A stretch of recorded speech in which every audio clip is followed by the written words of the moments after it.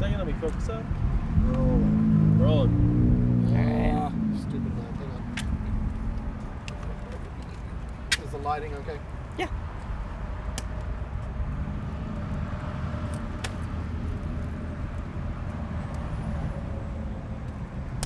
Alright, going.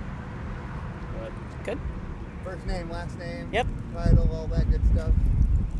My name is Captain Krista Stedman, CHRISTA STEDMAN. I am a Public Information Officer for Austin Travis County EMS. I'm joined by Officer Zarling and Assistant Chief Thayer Smith from the Austin Police Department and the Austin Fire Department. So at 11:23 p.m. last night, Austin Travis County EMS and Austin Fire Department, along with the Austin Police Department, responded to a report of a collision involving multiple vehicles and a semi-truck. Crews arrived on scene to find multiple patients pinned in their vehicles. There were a total of 17 patients and 17 vehicles involved in this collision. 5 patients have been pronounced deceased on the scene. That includes 3 adults, 1 child, and 1 infant. Austin Travis County EMS medics have transported a total of 11 patients to area hospitals. 2 adult patients were transported to Round Rock Medical Center with critical life-threatening injuries. 3 adult patients were transported to Del Seaton Medical Center. 2 of those had critical life-threatening injuries and 1 had minor injuries. 3 children were transported to Del Children's Medical Center, 1 with potentially life-threatening injuries and 2 with minor injuries. 3 adults were transported to Seton Medical Center with minor injuries. At this time, all patients that required transport have been transported off the scene. I'd like to thank our partners from the Austin Fire Department and the Austin Police Department, as well as our Austin Travis County EMS medics for all of their incredible teamwork on this incident.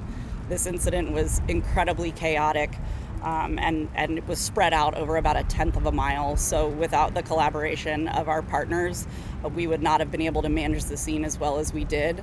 We were able to get all the critical patients off the scene within about 40 minutes, and considering how complex the scene was, that's pretty impressive. At this time, I will turn it over to Officer Zarling from the Austin Police Department. Hello everyone, my name is Officer Austin Zarling, that's AUSTINZARLING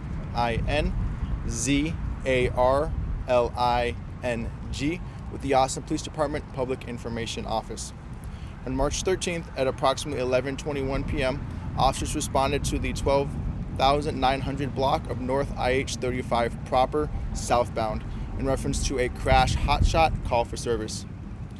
This is a high priority call for service that requires an immediate police response, in which officers usually run lights and sirens to the call. And this call was responded to in a timely manner. Officers arrived on scene and located a very large and very serious collision on the proper with multiple vehicles involved.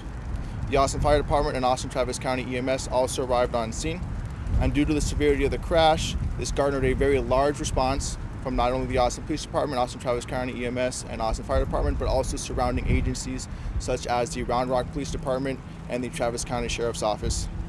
As of right now, there have been 5 persons pronounced deceased on scene as a result of this collision, with multiple more injured. Our patrol officers, vehicular homicide detectives, commercial vehicle enforcement unit, impaired driving investigations unit, crisis counselors, crime scene, Austin Travis County EMS, Austin Fire Department, the Round Rock Police Department, the Travis County Sheriff's Office, and our partners with HERO are all on scene at this time. Please note that this is a very large and very complex collision. The I-35 service road and I-35 proper just north of Parmer are currently closed and will likely remain closed for a long duration or an extended period of time. Due to this, we ask that the public avoid the area and seek alternate routes when they need to travel.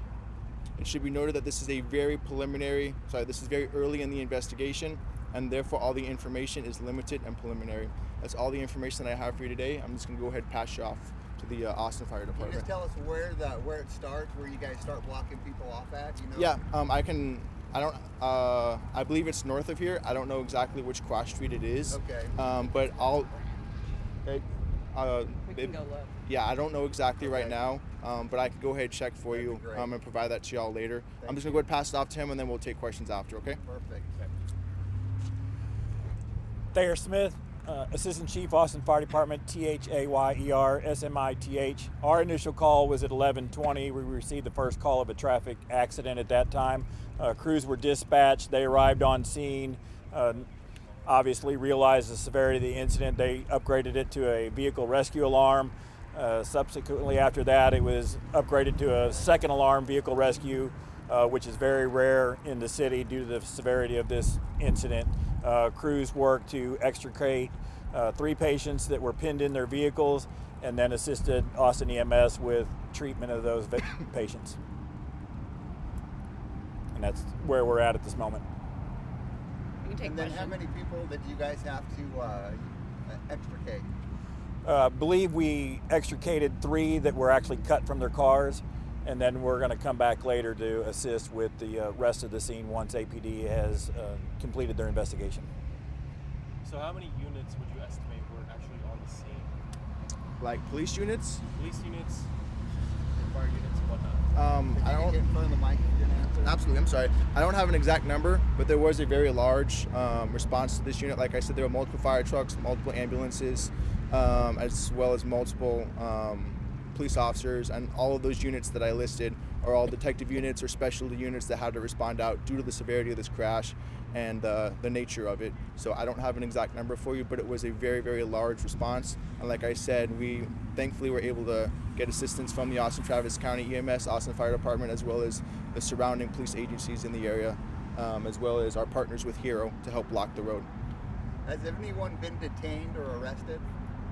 I don't know the status of any persons, if they've been detained or arrested. I do know that all the persons that responded to the scene, all the units, are just normal for a crash of this severity. But it is being investigated to see what caused the crash. and all Absolutely, that? yeah. Like I said, it's very early on in the investigation, so I don't have any information on arrest or anything like that. But the vehicular homicide unit is doing their job, and they're out here. They're going to do an investigation, which is why the highway may be closed for an extended period of time, because it is a very lengthy process. Any estimate on how long it will be closed? Probably through rush hour, you think? I don't have an estimate. I would give at least a few hours, but I wouldn't be able to tell you an exact time frame. Gotcha. Were there any hazardous materials that were that need to be cleaned up? Can I'm you not answer aware of that, but Diesel fuel. Can you answer that? Yeah. go ahead. And who's working on that and what's happening with that? Right now, there was a fairly substantial diesel fuel spill from one of the 18-wheelers that was involved in this incident, and so that has been mitigated for the time being. There will need to be a cleanup crew come out and clean up the roadway once the investigation is done, but right now that spill has been contained and is just simply on the roadway at this point, contained. To answer the other question earlier, we had approximately 12 to 14 units here, also assisted by the Pflugerville Fire Department because of the proximity and the severity of the incident. So we also had several units from Pflugerville Fire Department with us here at the scene. So was the spill, was it just from their fuel tanks, or was there an actual Yes. tanker? No, there was a ruptured saddle tank on one of the 18-wheelers that was involved that lost its fuel load. There were some witnesses that said that one of the bystanders that was not impacted but kind of got out of his car with a fire extinguisher, was helping put out some smaller flames. Did y'all witness any of those when you got on scene? That was in the call text that one of the vehicles was originally smoking and might have been starting to catch on fire, but was put out by a bystander. So yes, that information does appear to be valid. Okay. There wasn't any fire when our first units arrived. Another piece of witness information that we talked about is that one of the drivers had appeared to have fallen asleep at the wheel. So that it's way too early in the investigation to corroborate or verify any information like that. That'll be part of APD's investigation. I guess for anybody who if there's any information on this, we did talk to somebody who did go out and start help. They witnessed it, ran across the street, started helping pull people out. When y'all got on scene, were there bystanders that were assisting either police or whoever just to kind of help? Yes, and that was mentioned by our initial crews. There was a gentleman, we don't have his name, but was reported to be extremely helpful. As you can imagine, it's a very chaotic scene. Our first arriving units only had 8 people on scene until the rest of the support got here. So as you can imagine, with our total of 17 patients, with everything that the chaos that we had here, the bystander support at the initial onset of the call were very helpful. Any others? Cool, thank y'all. Thank you. All right, Thanks. y'all have a good day.